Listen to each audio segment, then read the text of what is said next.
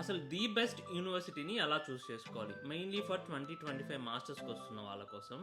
అసలు ఆ programme fit అవుతుందా, మన కెరియర్ గోల్కి అలైన్ ఉందా, అండ్ మాస్టర్స్ చేసిన తర్వాత మనం చేసే జాబ్కి ఏమైనా సంబంధించి ఉందా అనేది చూసుకోవాలి. ఇది మెయిన్ ఇంపార్టెంట్ పాయింట్. తర్వాత ఫ్యాకల్టీ అండ్ రీసెర్చ్ చూసుకోవాలి. అసలు ఎలాంటి రీసెర్చ్లు జరుగుతున్నాయి, ఆ రీసెర్చ్ వల్ల మీకేమైనా బెనిఫిట్ ఉంటుందా, అండ్ మీ ఫ్యూచర్కి ఎలాంటి బెనిఫిట్ ఉంటుందా ఆ రీసెర్చ్ వల్ల, అవి చూసుకోవాల్సి ఉంటుంది.